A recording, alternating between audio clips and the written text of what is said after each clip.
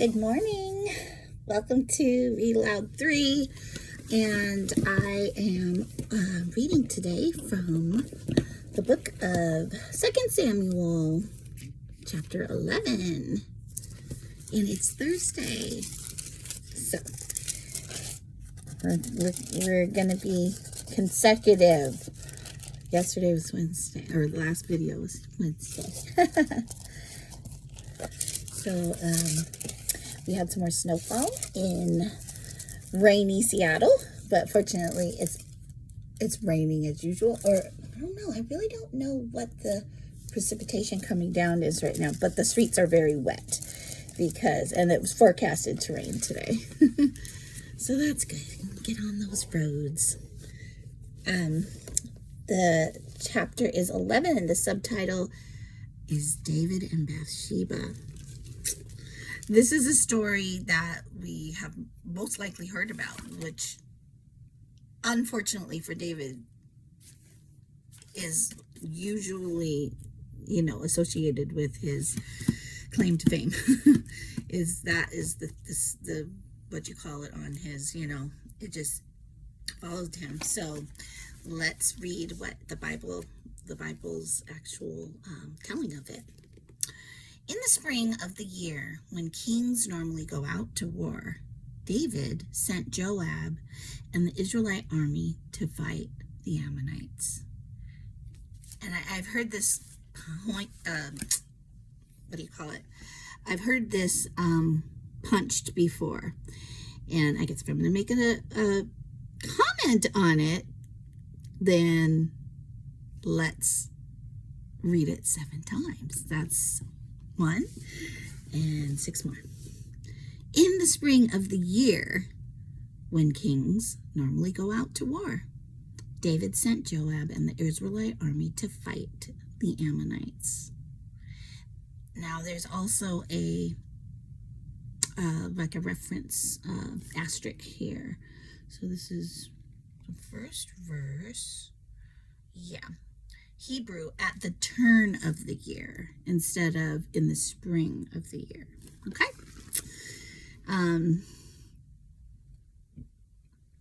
Okay. I'm just thinking about years and, how we start the year in, I guess, technically the winter in January. And we sure got our winter this year, but late. It's been snowing for the last few days.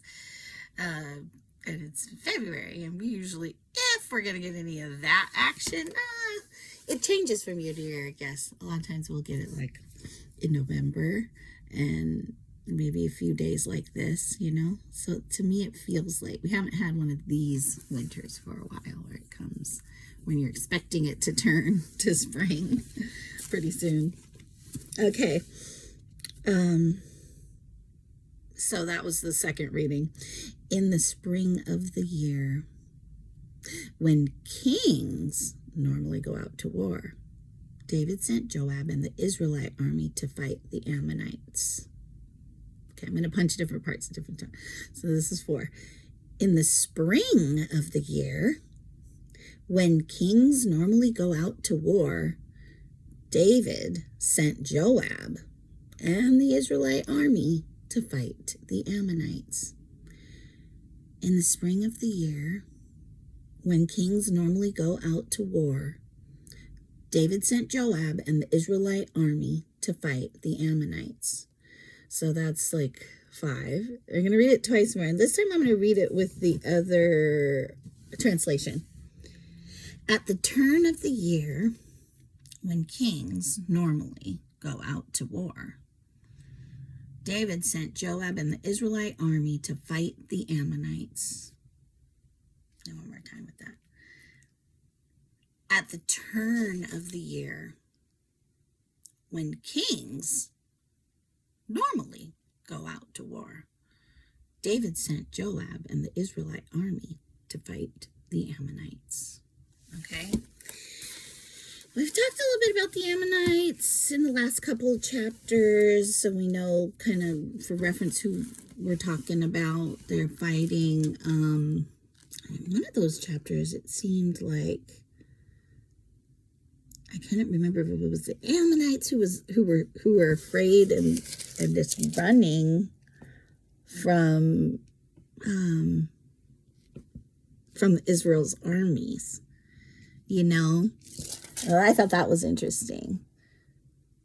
But then it talked about, we talked about Mephibosheth and some of the relationships and the generations in the very last couple of chapters. So, in the very last chapter, when Joab and his troops attacked, the Arameans began to run away. So that was in the very last chapter. That's what I was remembering. But it's not the Ammonites. And it says, and the very next verse, 14 in chapter 10, and when the Ammonites saw the Arameans running, they ran from Abishai and retreated into the city. After the battle was over, so they retreated. Okay, so they needed to be dealt with still. Joab returned to Jerusalem. The Arameans now realized that they were no match for Israel. This was the Arameans. So when they regrouped, they were joined by additional Aramean troops, and they talked about that. So we didn't hear back about the Ammonites, only that they retreated into the city. So now they are going to war with them. But not David, right? And normally at that time of the year, that is when they will battle. But it says when the kings normally go out to war. Now, of course, they're not just going out alone. Kings and all the king's men, right? But I have heard this again accentuated that David should have been going then, not sending all his men to go and him and that was kind of like talked about as the first act in a line of sinful actions, right? He wasn't doing what he should have been doing. And then, as you will see before long, he does something that he shouldn't be doing, followed by something else that he shouldn't be doing. And it just becomes this domino effect, okay? Okay, so now we can go to the next verse. Verse 2. Late one afternoon. I didn't read the whole verse. I stopped short when he says the Israelite army. David sent Joab and the Israelite army to fight the Ammonites. And then I just stopped there. But there was more to that first verse. It says, they destroyed the Ammonite army and laid siege to the city of Rabbah. But this also kind of, the scripture itself, I feel, punches this point so that we take note. And the very last sentence of the first verse says, however, David stayed behind in Jerusalem. Okay, so I think that just kind of adds to our argument that the scripture is making it plain. Late one afternoon, after his midday rest, David got out of bed. You can just see him. And was walking on the roof of the palace, just enjoying being a king. I can do this kind of thing. As he looked out over the city, he noticed a woman of unusual beauty taking a bath. He sent someone to find out who she was. So he just acted right on that. You can notice something, but then you can act on what you're noticing in a way that is sinful, right? Yeah. And that is what David did. He sent someone to find out who she was. And he was told she is Bathsheba, the daughter of Eliam and the wife of Uriah the Hittite, who David knows very well. Not just the fact that he's a friend or is in his service, but he is married and she is married. Then David sent messengers to get her. And when she came to the palace, he slept with her. She had just completed the purification rites after having her menstrual period. Then she returned home. Later, when Bathsheba discovered that she was pregnant, she sent David a message saying, "I'm pregnant."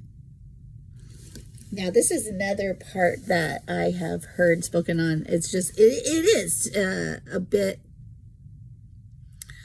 bold of Bathsheba in a certain way, right? She knows to some degree, at least, that this isn't okay. I mean, he's a king, but she's married, and he's done something. He's called her into a sinful situation. And now there's a consequence of that. She's pregnant, and she just tells him, sorry, I know I'm supposed to be reading. Let me read this. Let me read this a few more times. Let's just get that punch really packed and powerful.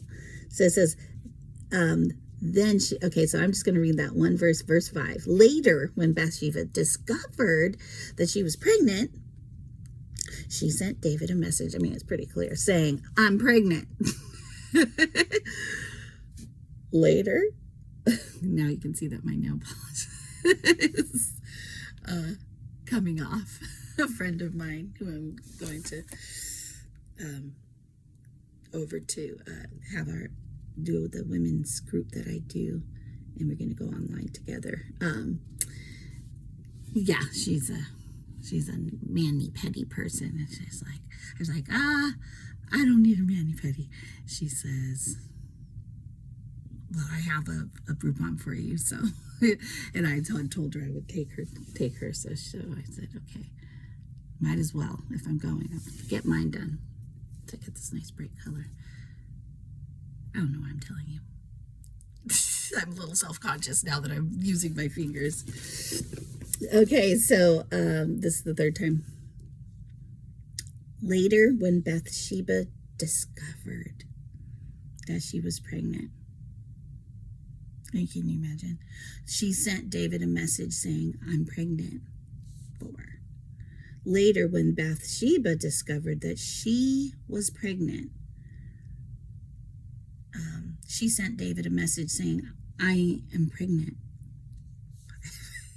Later, when Bathsheba discovered that she was pregnant, she sent David a message saying, "I'm pregnant." Later, when Bathsheba discovered she was pregnant, she sent David a message saying, "I'm pregnant." And this is the last time, and then I'm going to comment on it. Later, when Bathsheba discovered that she was pregnant, she sent David a message saying, "I'm pregnant." Okay, so, you can kind of imagine she's saying this to a king. She knows it's not good news to him. It is brave. And, I don't think she's a woman who's going to be like, "Hey, I know you're a king. I'm pregnant. You're going to take care of me," situation. I don't think she's saying it with that attitude, But it is just something to really think about. Like, okay, this was an important story in this in David's life and Bathsheba's. Okay, let's take note of her. She is a person who was called upon to do this act with the king, and she kind of didn't have a lot of say, right? So, so we can feel for Bathsheba in this situation, and just imagine both the characters and where they're coming from and what they're going through personally. And when I read that scripture, when I read the verse one of the times, it really rung out to me. It's like she was pregnant. She's the one. She's carrying the child. When you think about a woman's position, sometimes I think sometimes as women, we don't always realize and think and can think about the man's position as well, because it is something that feels almost, in a situation like this, it feels imbalanced. Like, well, the man, if she hadn't told him and she, there's certain ways that the man can walk away from the situation a lot easier than the woman, right? Yeah. Okay, let's keep going. Gotta get through. Then, I've tried not to make any more comments, and we'll just hear the story. Then David sent word to Joab, "Send me Uriah the Hittite." So Joab sent him to David. When Uriah arrived, David asked him how Joab and the army were getting along and how the war was progressing without him. David even sent a gift to Uriah after he had left the palace. But Uriah didn't go home. He slept that night at the palace entrance with the king's palace guard. Why was this? Let's listen. When David heard that Uriah had not gone home, so he came back from battle, but he did not go home to his wife. He summoned him and asked, "What's the matter? Why didn't you go home last night after being away for so long?" Uriah replied, "The ark and the armies of Israel and Judah are living in tents." And there's a reference for that. Let's see what that means.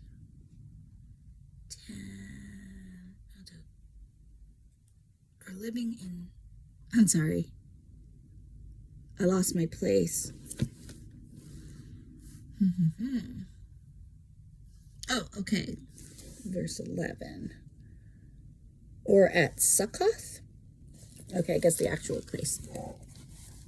"And Joab and my master's men are camping in the open fields. How could I go home to wine and dine and sleep with my wife?"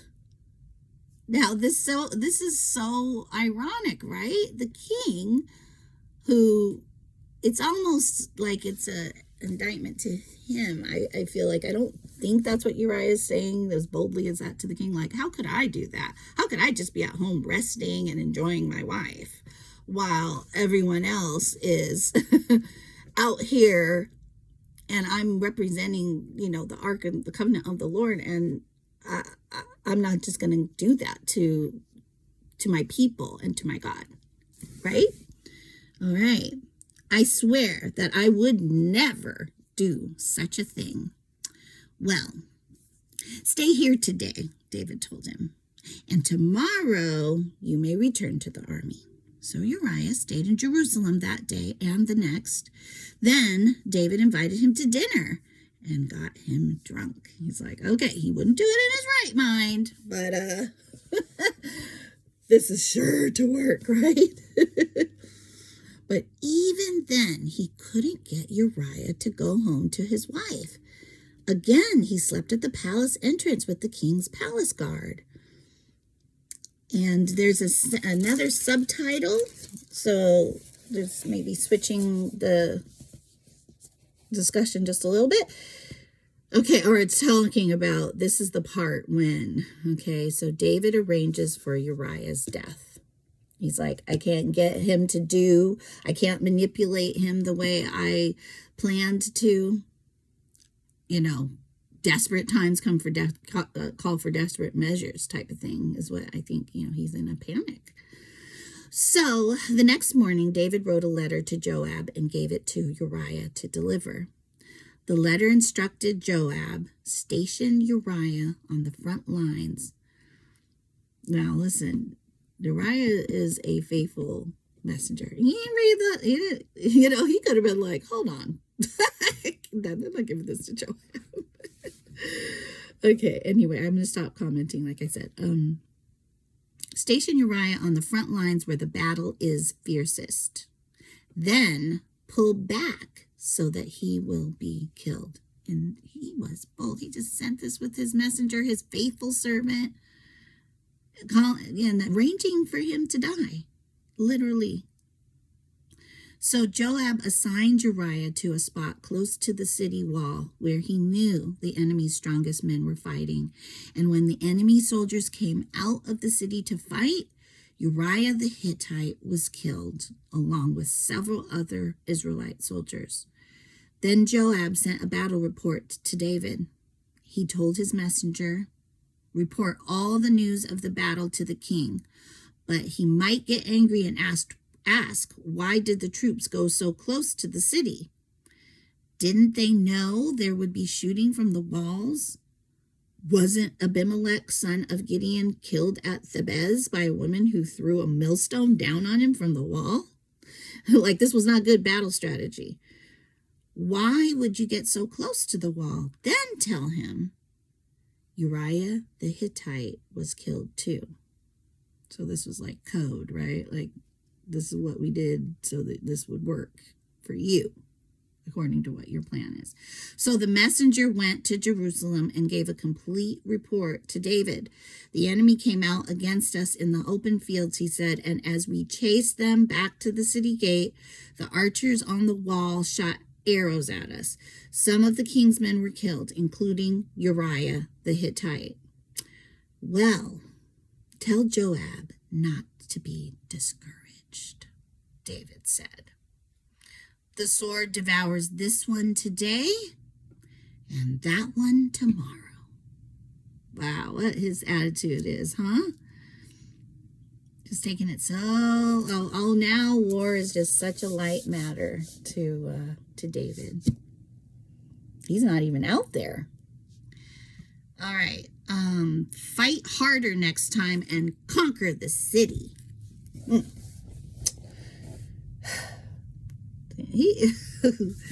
Wow. Okay, so yeah, this is what sin does. It just continues to the word I was looking for starts with a C, but I can't. It just went right back out of my head.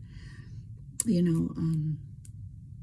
but it has its effect, and it brings death to character. Even. When Uriah's wife heard that her husband was dead, she mourned for him. When the period of mourning was over, David sent for her and brought her to the palace, and she became one of his wives. Then she gave birth to a son, but the Lord was displeased with what David had done.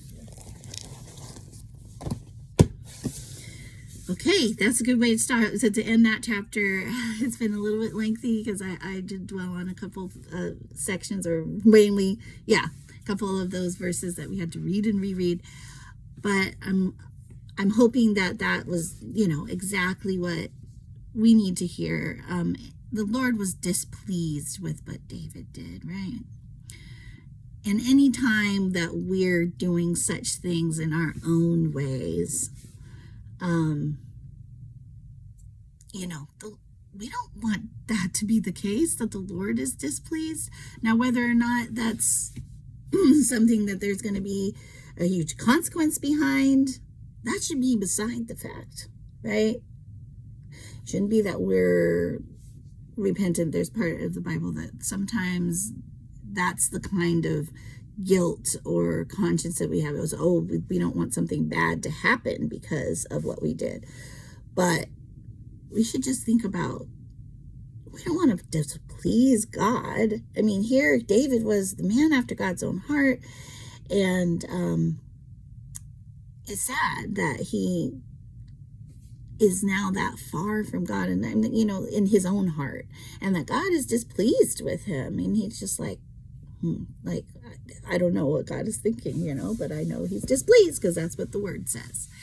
So I just want us to dwell on that for today, and let's come back tomorrow. So happy Thursday, and I'll see you Friday.